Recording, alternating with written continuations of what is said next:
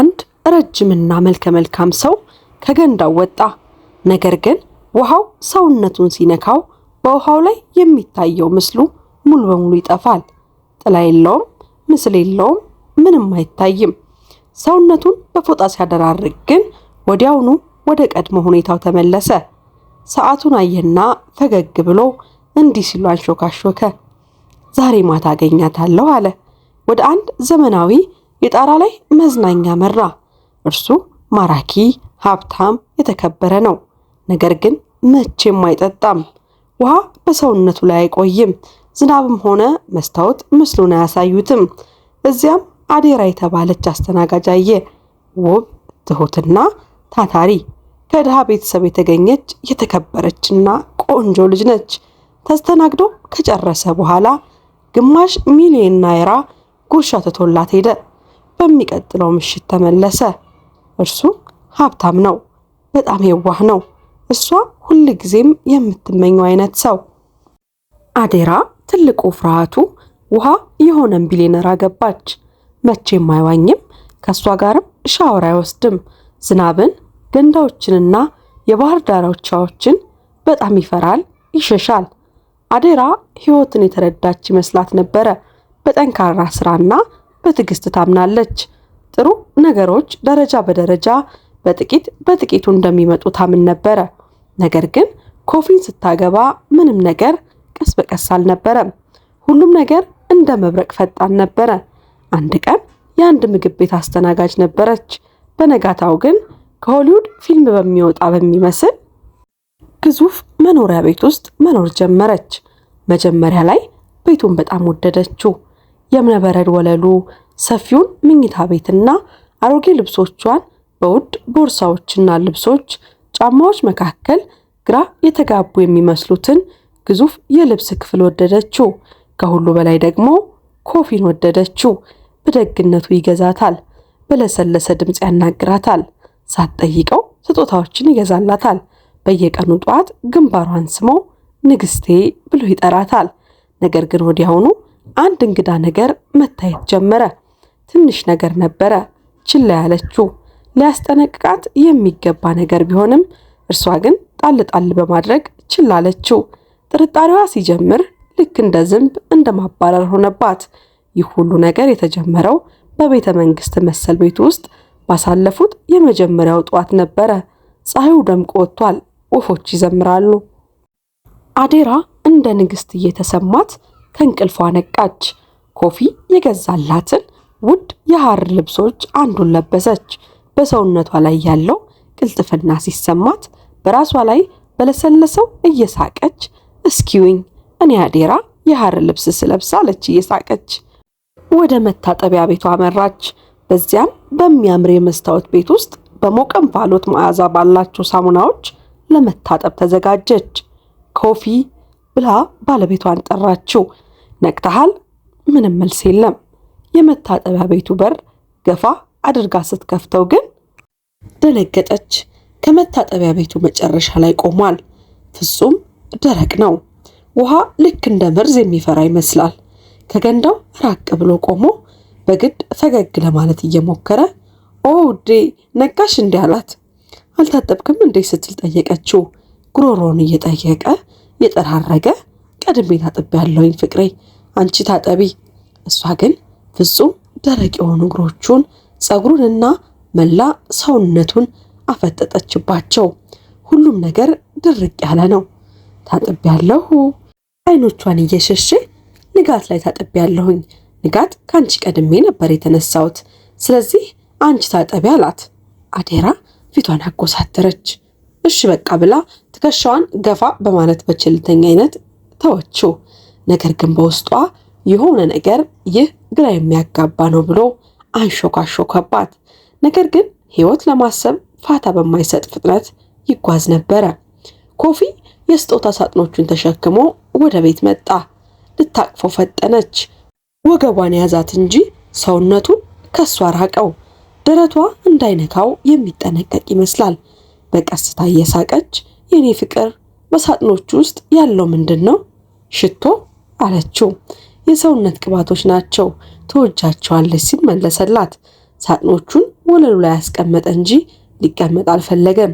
ይልቁንም አየሩ ቀዝቃዛ በሆነበት መስኮት አጠገብ ከእርጥበታማው መኝታ ቤት ርቆ ቆመ። አዴራ አንዱን ሽቶ ጠርሙስ አነሳች። ሽታው ጣፋጭና ደስ የሚል ነበረ። ለራስ ምንም አልገዛም ስትል ጠየቀችው። አይ ውዴ፣ ሰውነቴ ከሽቶዎች ጋር ፈጽሞ አይስማማል ሲል ፈጥኖ መለሰላት። ቅንድቧን ከፍ አድርጋ ግን እኮ አንተ ሁል ጊዜ ደስ የሚል ሽታ አለ። በዝምታ ጥርጣሬው ሲበረታ ለአንድ ሰከንድ ያህል የፊቱ ገጽታ ተለዋወጠ። ተጨነቀ። የሆነ ነገር የፈራ መሰለ። ከዚያም እንደገና ፈገግ አለና ተፈጥሯዊ ነው ውዴ አላት። በቀስታ ራሷን ነቀነቀች። ሌላ ግራ የሚያጋባ ቅጽበት፣ ሌላ ዝንብ ከአይምሯ አባረረችው። ቀናት አለፉ። በቤተ መንግስቱ ውስጥ ያለው ህይወት ፍጹም መስሎ ቀጠለ። ራት መብላታቸው ፍጹም ነበረ። ምሽቶቻቸው ያማሩና ፍጹም ነበሩ። ግን ከአንድ ነገር በስተቀር በየምሽቱ ከመኝታ ቤት ኮፊ ከክፍሉ ሾልኮ ይወጣል። አንዳንድ ጊዜ የስራ ስልክ መደወል አለብኝ ይላል። ሌላ ጊዜ ደግሞ ንጹህ አየር ያስፈልገኛል ይላታል። አልፎ አልፎ ደግሞ እንቅልፍ አልወሰደኝም ይላል። ነገር ግን በጭራሽ ማታ አልጋው ላይ አብሯት አይቆይም። ምክንያት ፈጥሮ ያመልጣል። አዴራ ባሏን ትወደዋለች። ነገር ግን በየቀኑ በደረቷ ውስጥ የሆነ ጭንቀት ይፈጠር ጀመረ። እንደማልማርከው ይሰማ ይሆን? የሆነ ነገር ደብቆኝ ይሆን? እኔም በማግባቱ ተጨንቋል፣ ተቆጭቷል ብላ ማሰብ ጀመረች። ነገሩን በጥልቀት ለማሰላሰል እየሞከረች ነው። እንደ ህልም የሚመስል ህይወቷን ደግሞ ማበላሸት አልፈለገችም። ነገር ግን ህልሙ ጽኑ አልነበረም።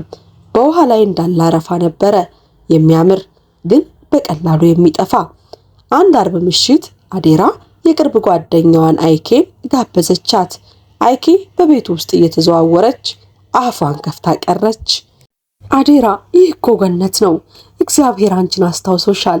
እንዲህ ባለ ቤት ውስጥ ትኖራለሽ ብዬ አንድም ቀን አስቤ አላውቅም፣ ማመን አልችልም አለቻት ጓደኛዋ።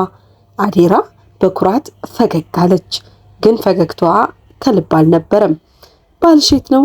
ሰላም ልለው ልተዋወቀው ፈልጋለሁ አለች ጓደኛዋ አይኬ።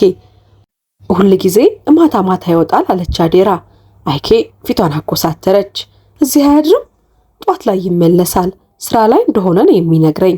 አይኬ በቀጥታ ሶፋው ላይ ተቀመጠችና በሹክሹክታ አዴራ፣ የሆነ ችግር እንዳለ እርግጠኛ ነኝ አለቻት። የአዴራ ልብ ሲመታ ታወቃት።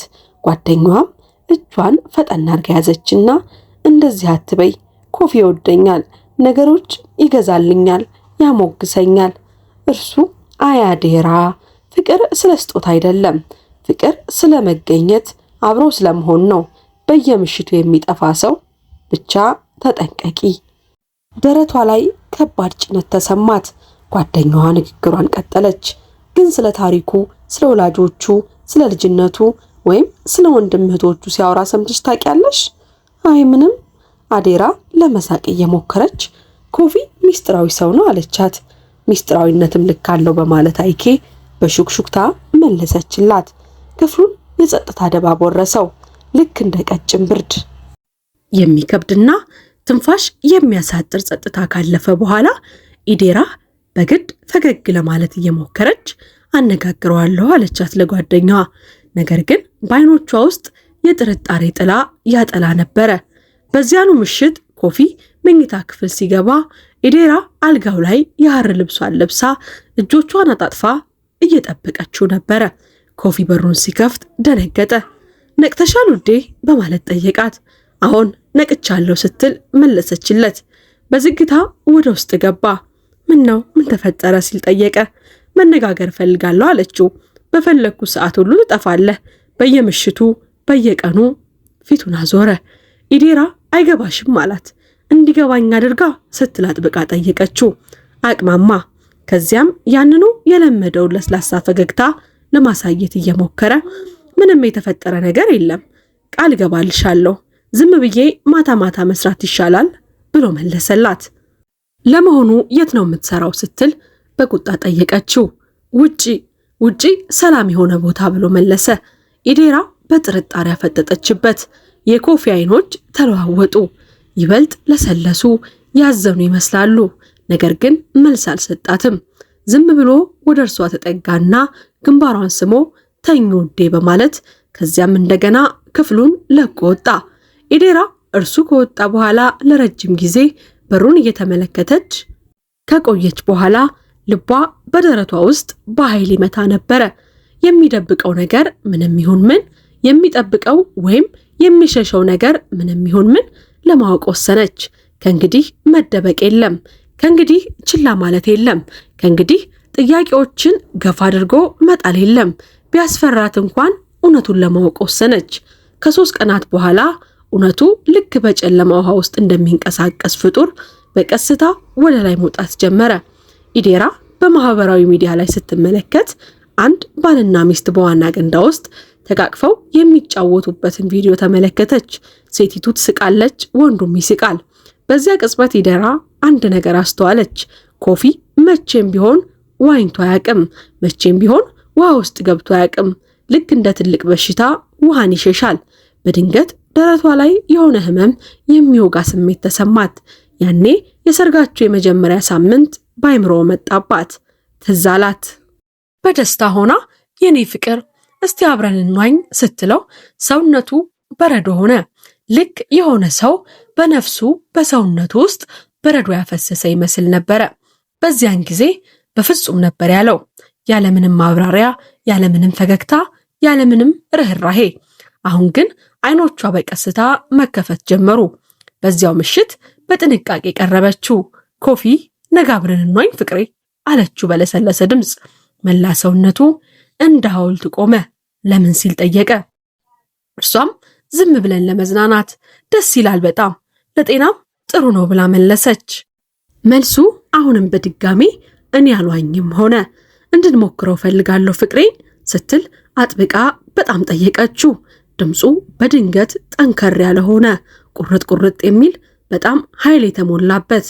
ኢዴራ ትንሽ ወደ ኋላ ፈገፈገች። ለምን ከኔ ጋር መዋኘት አትችልም ስትል በሹክሹክታ ጠየቀችው። ጉሮሮውን አጥብቆ በመጮህ መንጋጋው ተወጣጠረ። አልችልም አልኩሽ፣ ከእንግዲህ ደግመሽ እንዳትጠይቅኝ አላት። ቆዳዋን ወረወረው።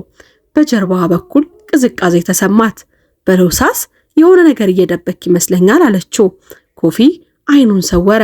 እባክሽን አትክፊኝ አላት። ነገር ግን ኢዴራ በሚቀጥለው ምሽት እንደገና ወተወተችው። አንድ ጊዜ ብቻ እባክህን አሁን።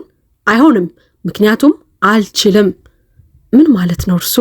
ኮፊ በብስጭት ግንባሩን እያሼ አታስገድጅኝ ኢዴራ፣ እባክሽን አታስገድጅኝ አላት። ኢዴራ ግን ቀድሞውኑ ማልቀስ ጀምራ ነበረ።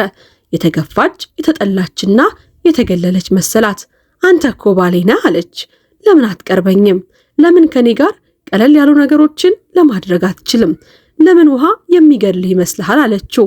ከንፈሮቹ ተንቀጠቀጡ። አፉን ከፈተና ደገመ፣ ኢዴራ እባክሽን። እርሷ ግን አልሰማችውም። እጁን ይዛ ጎተተችው። ዛሬ ከኔ ጋር ተዋኛለህ፣ እኔ ሚስትህ ነኝ። ይህንን ነገር እንዲሁ አልተውም። ትንፋሹ የተቆራረጠ መጣ። በፍርሃት ተዋጠ። በውስጡ የሆነ ነገር እየተበጣጠሰ ያለ ይመስላል። እርሷ ግን ወደ ዋና ገንዳው ጎተተችው። ገንዳው ሰላማዊ ሰማያዊና በጣም የሚያምር ነው። ኢዴራ በደስታ ወደ ገንዳው ገባች። ግባ ማሬ ይሞቃል አለችው። ኮፊ በገንዳው ጠርዝ ላይ ቆሞ ይንቀጠቀጥ ነበረ።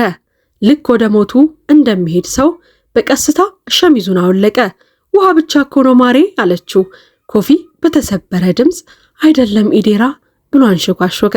እንዳልጎትትህ እያለች እየሳቀች ከዚያም በጨዋታ መልክ ውሃ ረጨችው። አንድ ጊዜ ብቻ በትንሽ እግሩ ላይ ያረፈ። ነገር ግን ያቺ ትንሽ የውሃ ጠብታ ሁሉንም ነገር ወዲያውኑ አጠፋች። ቆዳው ልክ በውሃ ላይ እንደሚታይ ሞገድ መንቀሳቀስ ጀመረ። በውስጡ የሆነ ነፃ ለመውጣት የሚሞክር የሚታገል ኃይል ያለ ይመስላል። ኮፊ ኢዴራ እያለ በሹክሹክታ ጠየቀ። በከፍተኛ ድንጋጤ ትንፋሹን ዋጠ። ወደ ኋላ ሂጂ፣ ምን እየሆንኩ ነው በማለት ጮኸ። እግሮቹ በኃይል ተንቀጠቀጡ። ቆዳው እንደ እርጥብ ብር ብልጭልጭ ማለት ጀመረ። በታችኛው የሰውነት ክፍሉ ላይ የሚሳብ እንስሳ የሚመስሉ ቅርፊቶች ፈነዳዱ። ከጀርባው ረጅም ጭራ በቀስታ ወጣ። በጨረቃ ብርሃን እንደሚታይ ውሃ ይብለጨለጭ ነበረ። በህመምና በለውጥ ድምፅ እያቃሰተ ወደ ገንዳው ውስጥ ዘፈቀ። ኢዴራ ኮፊ ኮፊ እያለች መጮህ ጀመረች። እርሱ ግን በኃይል ውሃውን ይረጨው ነበረ። ልክ እንደሚሰምጥ ሰው ሳይሆን ወደ እውነተኛ ማንነቱ የሚለወጥ ፍጡር። በውሃው ውስጥ አይኖቹን ገለጡ። አይኖቹ እንደ ሰው ሳይሆን ደምቀው የሚያበሩ ናቸው። ከፍ ብሎ ወጣ።